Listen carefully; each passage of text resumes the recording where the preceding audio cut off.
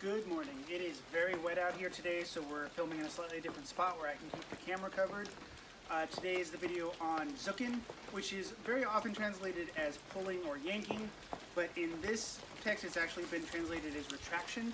So let's go over it. It's a pretty simple action, but there are a couple of keys I think that are important.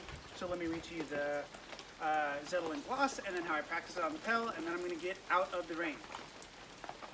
This is the text and gloss regarding the retraction at the sword. Step near and binds, the retraction gives good finds. Retract if he connects, retract more. Work devise that does him woe. Retract in all meetings to the masters if you want to fool them. So that's a very poetic chunk of Zettel. Here's Ringeck's explanation, his gloss. This is when you approach him on guard, hew and above strong from the right shoulder to his head.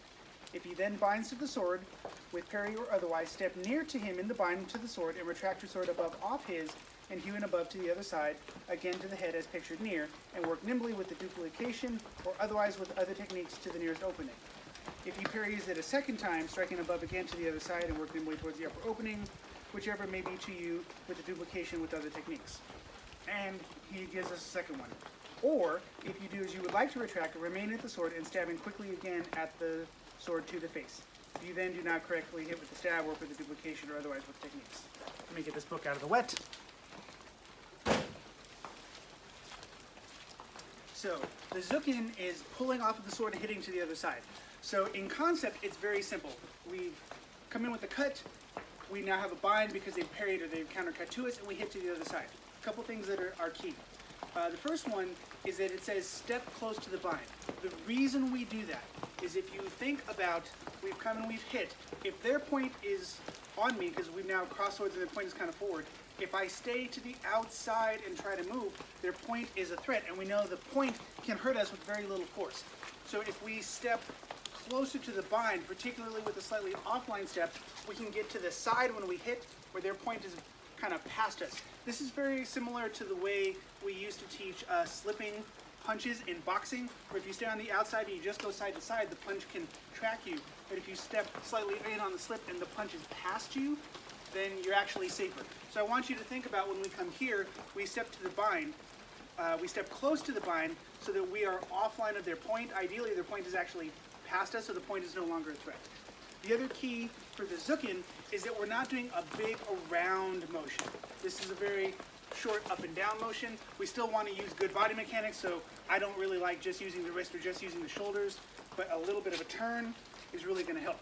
So when I practice this on the Pell, what I do is I'm going to go ahead and hit, and then I want to think about how tight can I do this zucken. Right? So really up and down. And again, I like, when it says step near, I like to step near and slightly offline just to get that point slightly offline. So if we were practicing this on the Pell as kind of a flow drill, it would be 1, 2. And remember to keep your motions tight. It's almost like we're trying to come up the sword and then down the sword. So it's a very tight motion. It also keeps us a little bit safer than if we try to come around where the opponent's going to have a lot of time. So 1, 2. The nice thing about trying to do duplieren, the doubling, the duplication on this side is I find in sparring, I actually prefer to do the doubling off of my cross side, because that means if I unwind to my back edge, I'm actually unwinding to my uncrossed arm. So I actually really like doing the duplieren from my offside as opposed to the onside where I might actually be crossing my arms.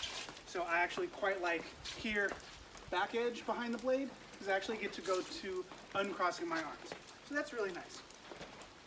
The other thing, of course, he says if we come here and we hit any parries, we can come right back around. And we're still facilitating this pretty sharp motion up and down, but we're doing it with the body and trying to get off line of that point. That's very important.